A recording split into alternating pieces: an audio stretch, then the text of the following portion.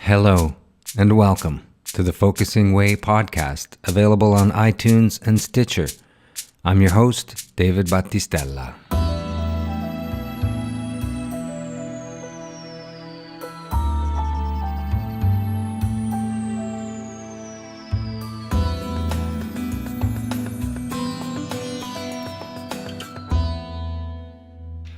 I often speak about putting focusing to the test. Does it work? To me, a test means stressing something to the point where you understand its failure or breaking point. I've put focusing to this test in my own life, always looking for situations where it does not apply or cannot help. Today on the Focusing Way podcast, we're going to hear about one of those ultimate tests. Dr. Mohammed Al-Tawil is a PhD in mental health. He has a PhD in clinical psychology. He's a chartered psychologist, a complex trauma psychotherapist, a family psychotherapist, a CBT practitioner, a focusing-oriented psychotherapist, and a clinical psychologist. And he's the founder of the Palestine Trauma Center. I've just read you a long list of accomplishments. What makes it more amazing is that Mohammed Al-Tawil is Palestinian. He was born and raised in a refugee camp in the Gaza Strip. As a boy, he threw stones, suffered beatings that left him permanently disabled, and has spent time in prison. Over the past 5 years, he's been training and focusing with adults with Jerry Conway, a focusing trainer and the UK coordinator of the Focusing in Gaza project. He's also been training and focusing with children and families with Simon Kilner. He's been a registered focusing trainer since 2014. In this powerful conversation, he shares with us his pathway out of Gaza, but also his powerful passion to help his people, and he's using his education and focusing as primary tools to help the people back in Gaza who are still suffering the trauma of living in an occupied state.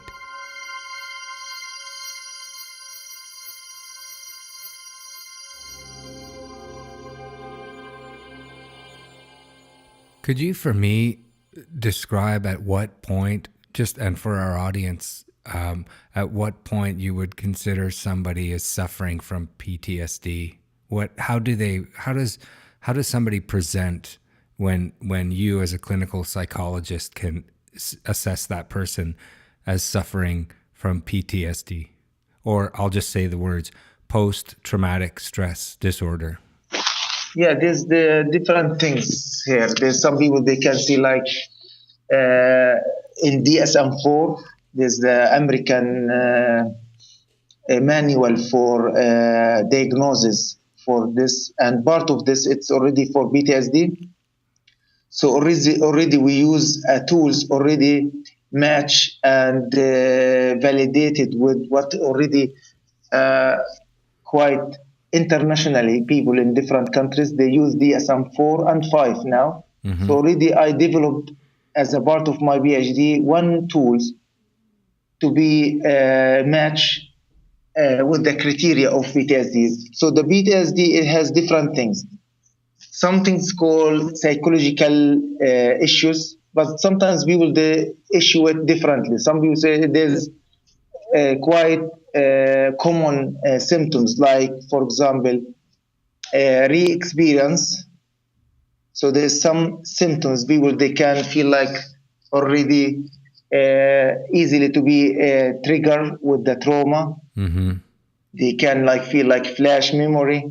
Mm-hmm. They can have a problem with to go avoidance, mm-hmm. like to go to his house, especially in a war zone, mm-hmm.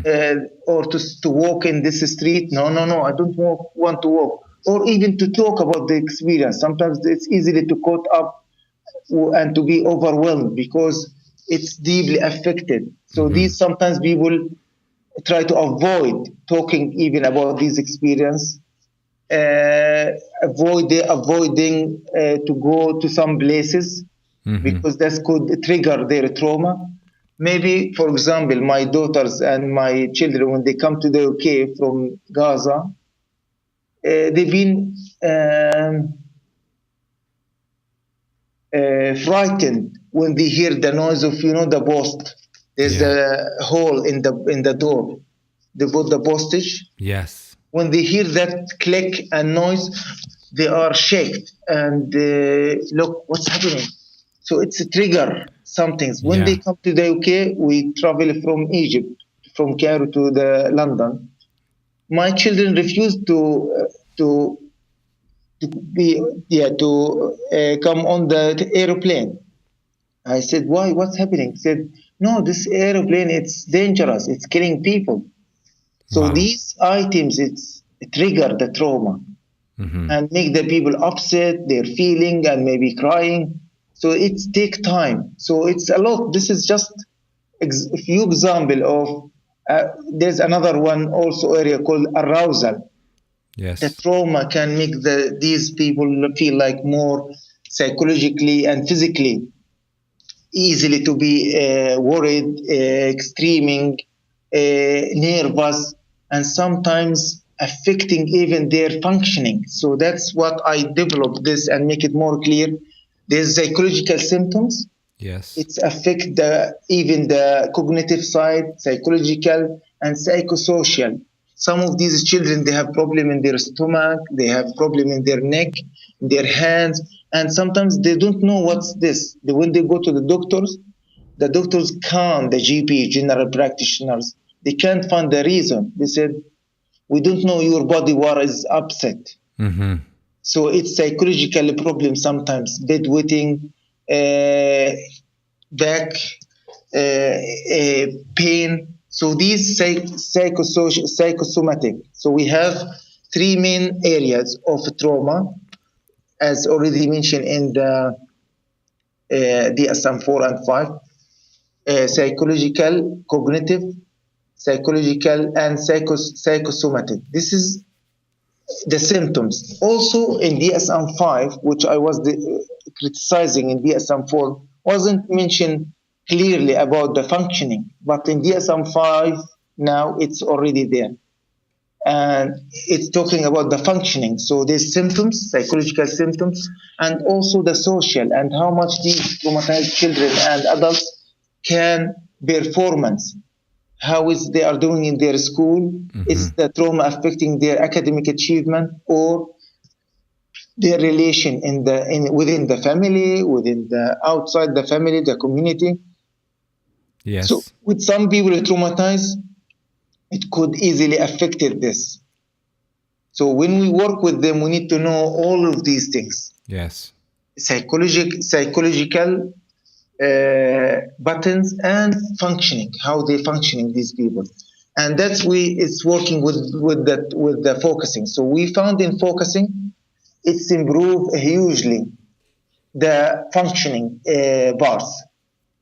But some of the clients still they need more deeping services or maybe therapeutic. But in total, we found the focusing really helped them because some of the trauma they are very deep.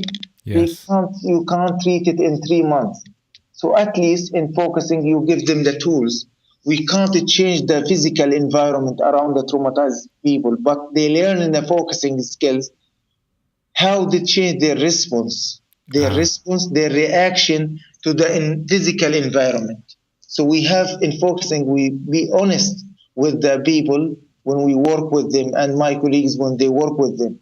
Okay, you learn some things, but you are the person. If you want to change, you can change how you respond to your tragedy.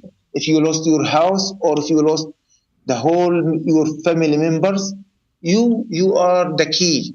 So we are as a focuser, we facilitator in focusing to support you and to give you the tools.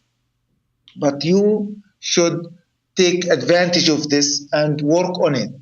So it's about this person. So that's the focusing try to acknowledge the suffering of these people and to listen to them, give them more space to go inside safely without judgment. Because when people in the formal or traditional therapy, it's called like uh, therapist or psychotherapist driven. Yes. But in focusing, they have different approaches. We have normal or traditional focusing, which is client driven. It's a Right. client centered. But there's another they call focusing therapeutic, focusing oriented therapy. Focusing oriented therapy. Yeah, Yes. this one may be a mixture of both, of client center or therapist center. But we are doing in Gaza at this stage because for me, I learned both. But we start just the stage one. Uh huh. It's just a client center. So the person, the client who's in charge, we are here as a focuser, as a listener or a supporter to Mm-hmm. support him, listen to him, give him the space, give him some tools, some suggestion if he wants, if Yes. he's ready. All these things is very beautiful. It's Mm-hmm. worked very nicely, very gently, and respect and acknowledge even the suffering and acknowledge and respect their what they are doing and the hardship they had or they've been through. So this just briefly about our experience in Gaza. Was there a cultural component to psychotherapy? Is it culturally not accepted? Is that a challenge for you? Yeah, of course. Not just in Palestine, in the Eastern cultural or Eastern countries like Middle East, Arabs or Muslim countries, they have this. We call it in psychology. We call it stigma.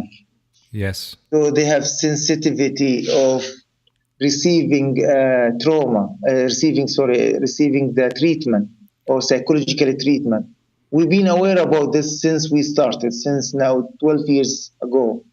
What we done on this area, it's already very sensitive. Some people, they prefer to die rather than not going to seek any help from the psychologist because the people they feel they are frightened people they feel like they are worried about their image and how the people and neighbors will look at them if they are psychologists working with them. Yes. They said, oh, they might people, even themselves, the people they receive this, they are frightened from stigma. They might feel they are crazy, they are Mm-hmm. mad, and they are frightened also other people to think or believe they are crazy because they are receiving a psychological treatment.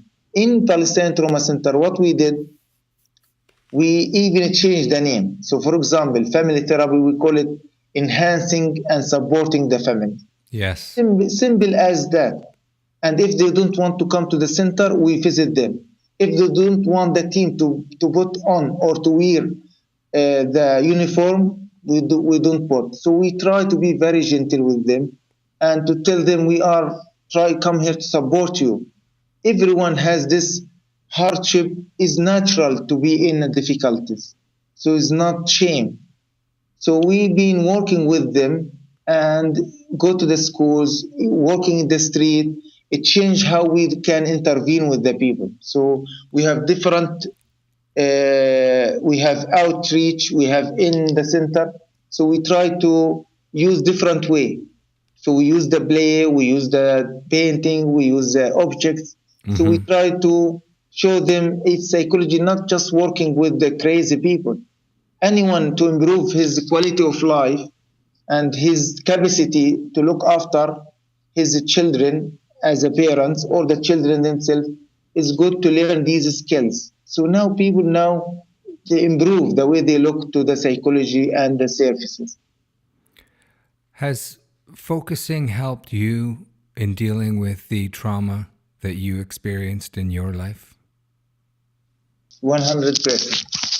Focusing for me it was very my personal journey in focusing helped me a lot as already myself I had quite a few numbers of trauma in my childhood and in my adult also. Mm-hmm. So with focusing feel like more close to my feeling, give me more space and more strength to carry on, to help myself, to help my family, and to help my friends and my people in Gaza. So I have very positive feeling, and I feel like I'm lucky that I learned focusing. As a psychologist, it's add on very unique things, which is give me more opportunity to look at myself, not just as a psychologist, learn like CBT or EMDR or family therapy or these things. Focusing, it has a different flavor, which is the first program. Because as a psychologist, I feel like, oh, I'm a fixer. I can fix everything. But with focusing, it's learn a lot how to be gentle. When you approach the clients, you need to build more trust, and the way you are, even your tone, how to use your body gesture. So lots of, it's very, it's like a high, even the language, it's high language, very respectful, yeah, it gives the person who's using the focusing or the other people feel like you are human. You work with very nice, very gently with yourself and with others. How did you adapt the focusing specifically for Gaza? We adapted firstly here in the UK with Arabic speaking. Yes. And when we felt it's successful, it's good. So we went there to Gaza with the team, with Jerry, Mary, and Rennie and myself. We taught the team there, the core group, focusing there. But before even deliver there, the focusing, myself here with the team, we have a developing team. We try to make it more attached to the culture. Like, for example, people in Gaza, they have complex trauma. Yes. So they are more attached with objects to release their trauma and to talk about it. For example, we developed, for example, a green stick and a dry stick for resilience. Okay. So if you want to talk and to take somebody in a journey in a focusing, okay, they will benefit from that. But we found more effective, more powerful to you to come and to have a branch, green stick from the tree, and to get a dry stick, and to work on the people about it and tell them, okay, look, here is the green stick. Try to bend it. And if we don't have a green stick, we just ask them to imagine. You have, like now, David, imagine you have a green stick. Yes. Try to bend it. Yes. Okay. Break it, it will bend. Right. And in the other way, if you have a stick, dry stick, and bend it or try to break it, it will break. It will snap, yes. What's the difference?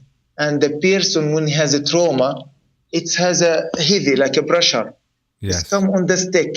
So if you are more flexible and you work and you are aware about this, you will carry on and try to maybe use this challenge on your favor rather than to make this pressure kill you or make you more weaker. So it will be for person when they're using focusing, it will be like the green stick. Yes. More flexible, more strength. They can develop different reactions and different coping strategies, and with acknowledging yourself and others. So that's make you feel strength. You believe what you are doing. You have a trust. When you're helping others, you feel like this is something also helping yourself, because that's will be purification and the person. But when you are not listening, shut down, and have dark on your eyes, you can't see the spot of the hope. It's very important in resilience and in trauma. So if I have this darkness in the front of my eyes, I can't see my feeling, I can't go inside, it's difficult to generate coping strategies. So you'll be like a dry stick, very difficult. So rigid and able to break. Yeah, easily. It sounds like you've used the metaphor of an olive branch very literally. A lot. So this is one of the things which is sometimes and somehow could be indirect. So this is one. We develop another one called, but this is just examples for teddy bear for the children. So teddy bear, bring it, and the child, I can't take him in a focusing journey. See this teddy bear, how he feels, or she, how she feels, Yeah. depends about the gender. So might the child call this as a female teddy bear or male teddy bear. How it feel if maybe he has hardship or anything. So the child can talk about him or herself through the teddy bear. So that's indirect. It's very safe technique Yeah. rather than to ask the child, tell me how you feel inside. Some Yes. because some of the trauma, there's some children or adults speechless. They can't speak about their feeling. So what we use in focusing, we develop some tools like green dry stick, like teddy bear, Yes. uh, to be indirect and gentle and safe tools. So this is what we develop. And also we would add on the cultural, some things about the Quran, about the Muslims culture. Like for example, we bring some text from the Quran and we put it on the pictures and we Yes. put it on the table, and then the person he can pick up objects, whether maybe a proverb or for uh, verb or text from the Quran or from Prophet Muhammad sallallahu alaihi wasallam. So these things on the table. So we give him a choice to pick up any object from on the table, and then he can talk about this if he feel ready or if he feel fine, individual or with a group. Yeah. And that's all about honoring the person and their wishes. And not only that, their what they really truly want to express, the place from which they want to express their feelings rather than imposing it. That's one beautiful thing about focusing, about the flexibility of allowing that person to come to the process on their terms and where they want to begin. Yeah, that's very important. Yeah. Give the person to be not like imposed, feel like I'm after him. I want him to do this and to do that to fix him. No, it's very gentle process, which really we found is very useful with people, especially with people, with any people, not just for people who are traumatized, but focusing work very good with people, even if they have a trauma. It can help him in somehow, at least increase their resilience and acceptance, the way they look to themselves, the way they look to the way they react to the trauma. You know, it's skills. Yeah. Give them a nice, good skills for their daily life. Yeah. You mentioned earlier that you yourself are a father now to 3 children, Yeah, and you're not living in Gaza, no, and your children are being raised in the West in the UK. yeah. Can you talk about a bit about the life that you're seeing them experience compared to the childhood you had? Two of these children, they were born in Gaza. Two of my children. One of them, he came here when he was 1 year and a half. I didn't see him because of the siege in Gaza, imposed in Gaza. So, but they are very fortunate now. They are living in safe, safe, nice, clean area. No threaten, no weapons, no bombs, no death. When I asked them, we need to go back and live in Gaza, and said, no, no, no, no. Why we should go there? They like people there, but they said the life there is very tough. It's very hard. Why we should go there? We could visit them when it's safe. But yeah, they like staying here. but keep connection with our relatives, because myself and my family, the only people out of Gaza. Most of my friends, my brothers, sisters, most of them in Gaza. I'm just the only one out. Have you been able to help some of your own family members with the tools that you've given yourself? It's not just one. When I talk to them, the way I'm talking to them, whether my family or friends or even my colleagues, I use the focusing, because focusing is quite different from other approaches. It's come to your life, to your daily life, the way you are parenting your children, the way you are dealing with your wife, with yourself, with your friends. So the way I'm talking to my families, it's in a focusing way. So we listen to them, give them a space. So gentle way. So before I found myself different after I've been with focusing. Mm. More supportive, more understanding, more listening. What is your biggest dream when you think about the trauma center and what you'd like it to accomplish? My big dream is just realistic. I would like this experience to grow up more and more and express and spread. So as me, I was fortunate, and I would again thank Richard and Harvard and Jerry and Mary and Rene and Simon Kilbert. These people helped me a lot, and Catherine in the now director of Focusing Institute, and uh, other people maybe I can't remember at the moment. And Mm-hmm. it's really I feel like I'm fortunate to learn this and to use it in my life, and not just in my personal life first and my professional life. So my dream, I want other people to be lucky like me and to learn focusing and to spread this, especially in the Middle East, Yeah. among the Arabic speakers,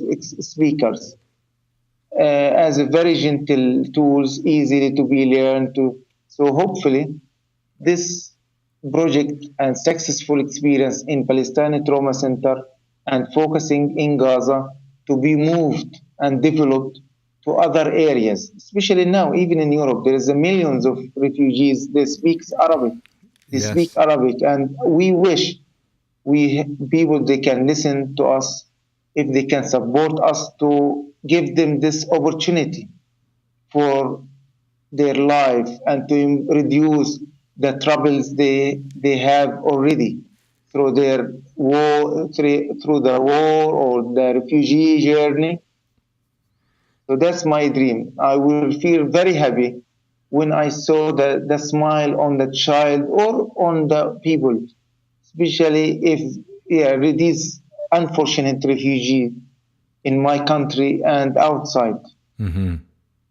So that's my big dream. So I feel like more resilience when I can help these people, whether by focusing or any other means. Yeah. Well, I think that is really something that we all want in the world, that people could bring focusing to their own lives and understand that it brings a kind of gentleness and an understanding and a respect, an internal respect, and which turns into kind of an external respect, and the kind of good that it can bring. At one point, you mentioned the children who were presenting with physical problems, sore stomach or those Yeah, kinds of things, and doctors saying, a medical doctor saying, well, there's nothing actually wrong. yeah, And you relating that to post-traumatic stress. Can you just sh- tell me a bit about that? yeah. This topic, I already was my topic in my first doctorate in Egypt about psychosomatic. So I was aware about that, and any trauma. There's some people already, everywhere you go, you ask some, and my daughter already experienced this. I've been taking her for about, when she came here in 2008, I took her about and follow up meetings with the medical doctors about 2 years about her some of physical pain. But doctors and different doctors check her, they said nothing. Yeah. But it was, for me, it just because she came from a war zone, which is psychosomatic or somatoform disorders. So I did my PhD, first PhD about this topic, and I found myself through my work with the child before I came to the UK also, that some children or adults, when they have a trauma, and sometimes the trauma can generate some of these symptoms, which is complaint, physical complaint. And then when they go all the investigation tests, medical tests, nothing wrong with these people. And just, the body sometimes got upset because of the trauma. Yeah. And when the person can't release this trauma, they can't talk about it even. In some places, they don't have enough freedom to talk about what's happening. When I was left my family trapped in Gaza before 2008, when I went to conferences, sometimes people, they know me, my voice is normal. But when I spoke about this suffering, it affects even the tone, Yeah. the voice of the people. And sometimes people said, you feel like angry. I said, I can't be relaxed when I speak about this tragedy and hell with the people they are living, especially now for 10 years after in the siege. People, that some people in Gaza last few months, they burn themselves. They, Wow. because some of these children or adults, they just dropped from the 5 floors and they, like suicide, they kill themselves. Yes. Because there's some people now, life and death, it's equal. They can't see any hope for their living. Yeah. Everything is around them, it's bad. And the hope is very, very narrow, very, very tiny, and not everyone can get it, or they can feel it, or touch it. And people sometimes feel, oh, this is a huge suffering, especially, no, suffering everywhere, but for Palestinians, especially in Gaza, 10 years under the siege so far, till right this moment, 70 years under the occupation. All these problems, they don't have airport, they don't have seaport, they can't travel. For me now, my parents passed away last 5 years, I couldn't see them. And right now, I can't even, it's untreated.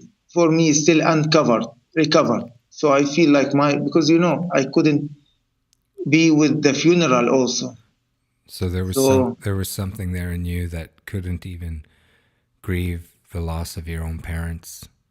And this is very simple for the people in Gaza. Some people, like, they have a cancer. They have a cancer, they can't leave their country. They can't go to other place to get treatment. So imagine people on the earth, they have this sort of things. It's Sweden, they can't leave. People feel like they are dying, but also they can't get, the chemotherapy for the cancer. It's unallowed to go to Gaza. Why? Because the Israeli feel that this might be, people use it in double use for against them. Yeah. So it's a huge people, they can't carry all this suffering. When you're focusing with people, you mentioned the word dignity, and I was wondering, do you feel that focusing has helped some people restore a little piece of themselves, and in so doing, a little piece of their own dignity?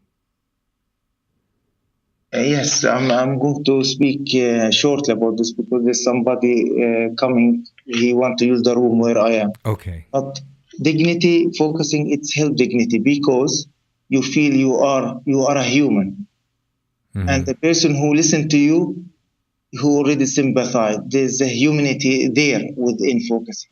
So and very close, and it's dignity. So this is the humanity. What's the benefit if you are human and you just eating and drinking and you don't have dignity? What's left for you to be alive and to be surviving? So dignity is very important. Dignity, justice, freedom, it's together. And I really wanted to take a moment right now to just acknowledge how much you've shared here today, and to really thank you for the work that you're doing and for sharing with me so generously the stories of what has been happening and how you've been bringing focusing to people in a difficult part of the world. So I would just like to thank you very much for taking the time today.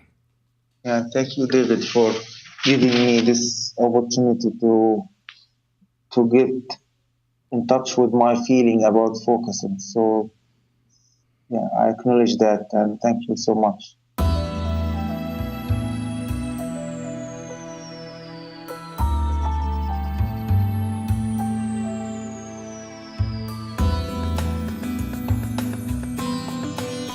You've been listening to the Focusing Way podcast, available on iTunes and Stitcher.